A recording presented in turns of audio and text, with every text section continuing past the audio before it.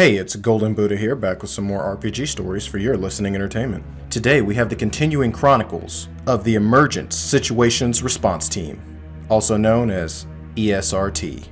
So this is about, I want to say a few days after the kill house. We go to a sparring area.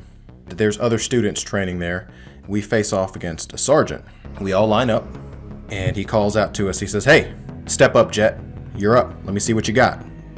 So I'm just like, hell yeah, let's roll these dice. I'm ready to beat his ass. I say this out of character, of course. And he rolls a 21 for initiative, and I roll a 15. I'm guessing he had levels in combat sense. That would make a lot of sense if that would explain how he beat me in initiative. He gets to go first, and he snaps a kick to my left arm. You know, Jet manages to absorb the hit because he's wearing armor and he's pretty big dude. Honestly, if he wouldn't have had that armor on, if Jet wouldn't have had his armor, he probably would have lost that arm because the sergeant had a cyber leg, which does about 2d6 plus whatever your body type modifier is. So if you take more than 8 points of damage to a limb, essentially that limb's destroyed and you have to roll a death save immediately. And besides, it was a sparring match. I doubt Chris would have just killed up like, "Oh yeah, you're dead in training." That would have been a dick move. Jet eats the hit, and then Jet comes in for a counterattack. The sergeant just kind of jukes out the way, and we trade blows. Dodges me again, and he starts lecturing us. The sergeant stands up, looks at us all, and he says, "Gentlemen, the point of this exercise is not to show off or beat you down. It's to establish a fact. There are 4 of you and 1 of me." And then in my head, it clicks. And then I just yell out, "Dog pile!" because I'm an idiot. Chris is like, "Exactly. The whole point of this exercise is that you have teammates that are here to help you." And also, this was just to explain some of the house rules that Chris was going to be using. The enemy takes penalties to their dodge when they're facing multiple opponents. I forget the exact number of the penalty. I think it's a -2, but either way, that adds up when you're rolling on a D10.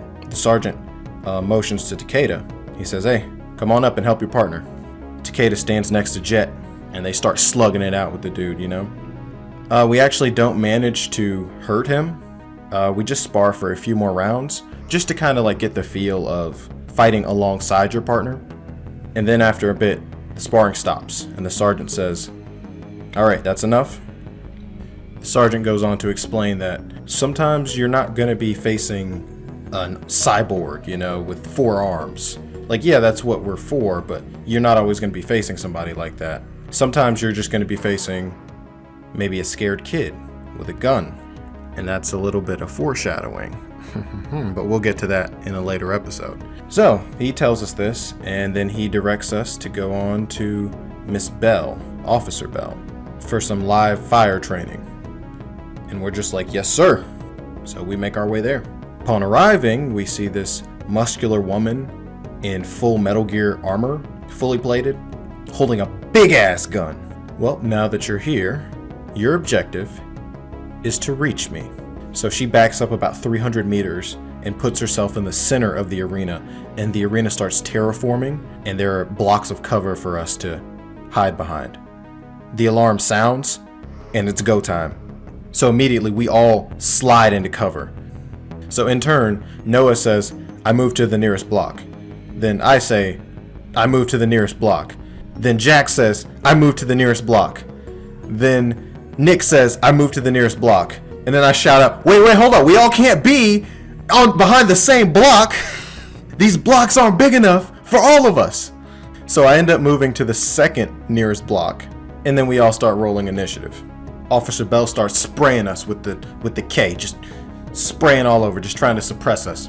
So Takeda, he tries to move up through the blocks. And then he motions to Jet. And he's like, "Hey man." And he cups his hands. And I'm like, "Hell yeah." So I run up as far as I can. He cups his hand, boosts me up. I swing my metal arm back and just throw him over to get as close as we can. And this was pretty much Chris showing us practice actions. Now with your partner, because we each had a partner in this, you can do practice actions essentially as a free action with your partner, I want to say 3 times a day. or 3 times a session. I forget which one. So then I kind of shout out, I'm like, wait, so we have practiced actions. So would you say that they're like HMs from Pokemon? And then Chris is like, no. And I was like, oh. So we can't like name it something cool? Like, let's call this one Leg Up. And he's like, you could do whatever you want, man. I was like, okay, well, looks like we learned another HM. And then I make like the Pokemon noise. I'm It was great. So I was just like, yeah, I don't care what you're calling them. I'm calling them HMs. Jet's up on the wall. Takeda's moving in closer. And Miller and Ice go and start to flank Officer Bell. But at this point, Jet's standing on top of one of these concrete pillars, completely exposed, and guess what? He used all of his movement action to get up on top of it. The officer rolls to, light my ass up, which was what she was finna do with that automatic weapon. I probably would have got knocked out. Thankfully, she rolls a 1. The machine gun falls in front of her, and Noah says she was probably in awe of our leg up move, our HM. So at every point then on from the campaign, we'd be like, oh, let's do leg up. Like it's an anime or something. Anyways, Miller, he starts moving up. He runs up about 42 meters and slams behind cover. Officer Bell grabs up her gun, takes a shot at Miller. She misses. Then she sees Takeda running up. She takes a shot at him. Pew! Misses. Ice reloads his clip, and then he tries to stealthily make his way around the edge of the arena through the cover that is away from the main firefight. He rolls for stealth. He gets a 16 and she gets a 24. So she immediately knows what he's trying to do. He lifts up his assault rifle and tries to take a shot at her. Pew! He misses by 1 point. And Chris is like, well, you missed by 1 point. We're all just like, damn it! Jet hops off of the top of the concrete block and starts moving into cover again and tries to catch up with Takeda. And then Officer Bell, she starts moving towards us and starts suppressing specifically me and Takeda and starts just laying down fire. So we're pinned down. So then at this point, we're like, okay, Takeda and Jet are pinned down, but this is a perfect time for Miller and Ice to flank her while she's focusing fire on us. So then Nick, he's like, well, how close am I? Chris is like, you're pretty close. He's like, good, because I got a gas grenade with her name on it. And we all just start laughing. And he chucks the grenade. And at this point, we started a meme that kind of just spread through the server. So before he throws the grenade, Nick asks, well, what skill do I use to toss grenades? And Chris is like, well, use athletics for throwing weapons. And he's just like, well, can I use martial arts instead? Chris thinks for a moment. He's like, you know what? I'll allow it. It's a form of body control. It makes sense. So this started the can I use martial arts for everything meme, okay? You had people just, there were points where like we meant it legitimately, but there were other points where we're just like, hey, can I use martial arts to seduce her? Oh, hey, can I use martial arts to bargain with this guy? Like just stupid shit. Anyways, back to the story. The gas grenade sails through the air and he manages to miss just enough to hit us with the gas grenade. At this point, Chris asks us, Jet and Takeda, have any kind of breathing apparatus or any kind of cyberware that helps them with gas attacks. So I look on the character sheet. Nope. All I have is a cyber arm with EMP shielding. No breathing anything. But then I'm like, hey, well, Jet knows feng shui, so maybe that's breathing control. It's a stretch, but... And Chris is like, I'll allow it. Jet fails his save though, so he starts taking a penalty to his reflex and his movement. And now we're just sitting here in this gas cloud. Takeda's good. Takeda has an internal respirator, some cool cyberpunk shit that you can just buy.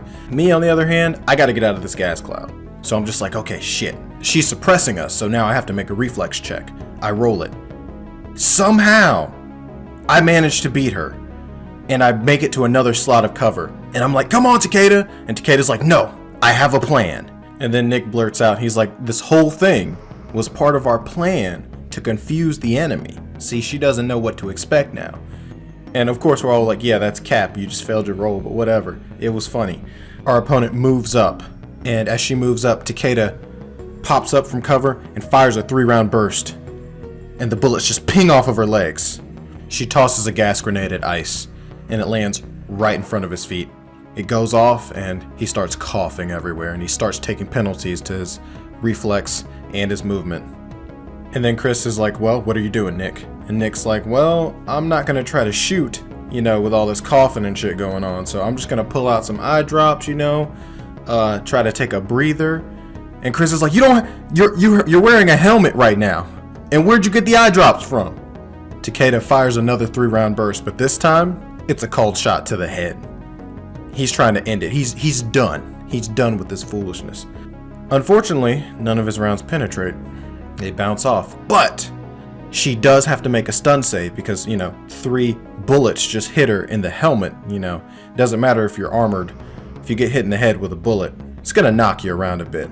She rolls a 2 and she passes her stunt save though, so she's good. And then she starts advancing even closer to Takeda. Ice, he switches to his pistol. And Chris even asks him, he's like, Nick, why are you switching to your pistol? And he's just like, fuck, I don't know, because I'm better at shooting with it. He's like, alright, that's probably not going to penetrate her armor, but whatever. And then Ice takes a moment to compose himself and gets some of his movement allowance back. At this point, Takeda and Officer Bell are about within 100 meters of each other. So Takeda, he's like, okay, I'm going for another 3-round burst to her head this time, again. This time, he actually manages to stun her. And then I'm just like, okay, now's our chance. Let's go. Let's get her. Everybody rush her. But it wasn't my go at this point. It was actually Ice's turn. So Ice, he's like, all right, shit. I got my handgun out. I got a 10 in handgun skill. I'm going to shoot this gun out of her hand. Chris is like, all right, roll it. Pew! Misses the first shot. But manages to roll a crit with the second. And just, pew! The gun flies out of her hand. And then, all of a sudden, training session ends. And Officer Bell, she just rips off her helmet and she starts moving towards Ice. And she's just like, you got fucking lucky this time. And Ice is like, yeah, I'm a pretty lucky guy, and I'm a pretty damn good shot too. And she's just like, what? Then 2 other officers have to come in and drag her out because she's so fucking pissed. And we're just kind of laughing at her, just kind of, not openly, of course. After that, Chris describes the 3-month time skip that we go through as we're just going through training, doing the kill house, doing these fire drills, doing these sparring sessions with the sergeant, and just doing laps around the academy. Eventually, we get our badges. We are officially part of the ESRT. And we also noticed that of the 60 people who were in this class, there's only 16 left of the class, us included. So we were part of a proud few. And that's where the session ends. We'll pick this up again with our first actual mission for ESRT Part 3. And some good stuff happened in that one. Don't forget to like and subscribe for more content, and don't forget to hit that bell icon. And as always, this is Golden Buddha telling you to stay enlightened and stay safe.